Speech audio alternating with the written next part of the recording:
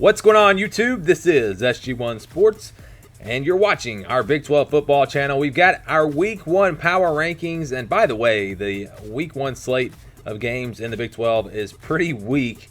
I think outside of Texas and Oklahoma, everyone else plays FCS opponents, so you're not going to see many simulations this week, but normally we will simulate all the games each week. But the Big 12 is interesting because it's kind of like there's tiers. You've got your top team, your two top teams, and you've got your dark horse contenders, then you've got your average teams, and then there's one team at the bottom. So it's tough to, you're splitting hairs really when you're separating these teams. I do think Kansas, though, is still clearly at the bottom here in the Big 12. Yes, Les Miles takes over. This was a veteran team last year. They've got a lot to replace. I'm not expecting a whole lot from them.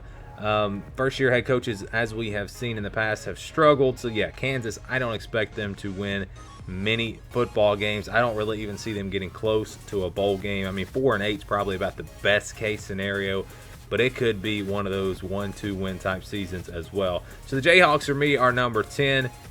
Still a long ways to go before they are competitive in the Big 12. Number 9 is Kansas State. This is, all right, we're in those tiers now where we're splitting hairs. So 9, 8, 7. We have 3 teams here that are very, very close. And Kansas State, while they're number 9 here on this list, I think they're capable of finishing the top half of the Big 12. They're a veteran team. Skylar Thompson back at quarterback.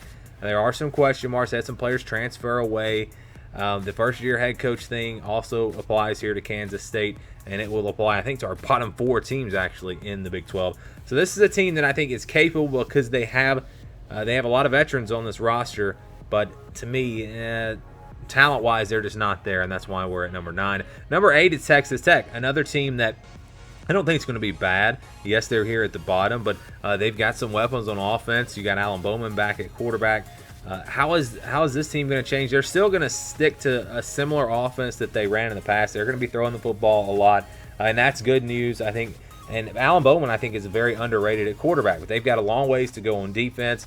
First-year head coach, some question marks. So Texas Tech for me is at number 8. But again, we're splitting hairs with 7, 8, and 9. 7 is West Virginia, and they're right there with Texas Tech and Kansas State, in my opinion. You got Austin Kendall taking over at quarterback.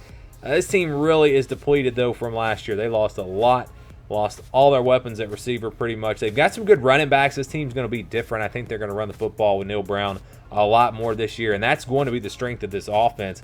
Defensively, they're going to need to improve if they're going to have a chance to compete in the Big 12. So there's a chance West Virginia could have a really good year again, but to me, they're more in the bottom half of the Big 12. And now we move on to that next tier, and these are teams that I think are dark horses in the Big 12, teams that might could get to the Big 12 championship. We start with Oklahoma State. Still haven't named a starting quarterback. They are not going to until the game actually gets here. At least that's what I read, and that's the story for Oklahoma State. How good are they going to be at quarterback? If they're really good, they're going to have a chance to win or at least get to the Big 12 championship game. If they're bad at quarterback, they're going to finish in the bottom half of the Big 12. So I really was narrowing it down to returning starters pretty much for 3 through 6, and Oklahoma State had the least amount, so I put them at number 6. But they are right there with the other teams here, including number 5 TCU.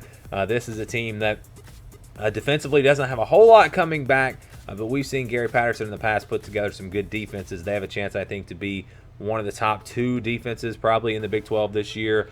Alex Delton steps in at quarterback. How good is he going to be? He has experience in the Big 12 because he played at Kansas State.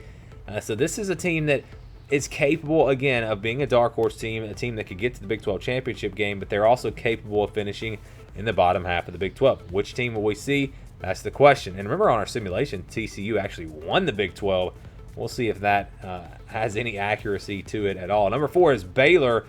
And again, we're splitting hairs with these teams, but I really like this Baylor roster. Charlie Brewer comes back at quarterback. They have a lot of their weapons back on offense. Most of the offense is back. Defensively, they're going to have to improve if they're going to have any chance to compete here in the Big 12. And I realize you can win the Big 12 championship without playing defense. Oklahoma did it, but I don't think this Baylor team is capable of winning the Big 12 without at least improving some on that side of the ball. We've got them at number 4. Number 3, and I said I was splitting hairs with these teams, Iowa State, Baylor, TCU, and Oklahoma State. I do see Iowa State just a little bit above those teams, but it's close. Brock Purdy back at quarterback. They lose some weapons on offense, but the offensive line is back and going to be solid for them. Defensively, I think this is the best defense in the Big 12 this year. I think that they will be. And they're capable, I think, of beating anyone in the Big 12. I think they're capable of, on any given Saturday, beating Oklahoma or Texas. And if they can beat one of them, they're going to have a chance to get to that Big 12 championship. Speaking of Texas, they're at number 2. Number 1 and number 2 are obviously the clear favorites in the Big 12. I don't think there's really any debate there. Which team will win the Big 12? That's the question. I would be shocked if both Oklahoma and Texas were not. I mean, if at least one of them was not in the Big 12 championship game. I mean, one of them will be in. Probably both of them. That's what I predicted anyways. But Texas has Ellinger back at quarterback. Offense is going to be very, very good. Defensively, there are some pretty big question marks. We'll see how that plays out. But again, Oklahoma won the Big 12 last year without a lot of defense. They're at number 1, the defending champs.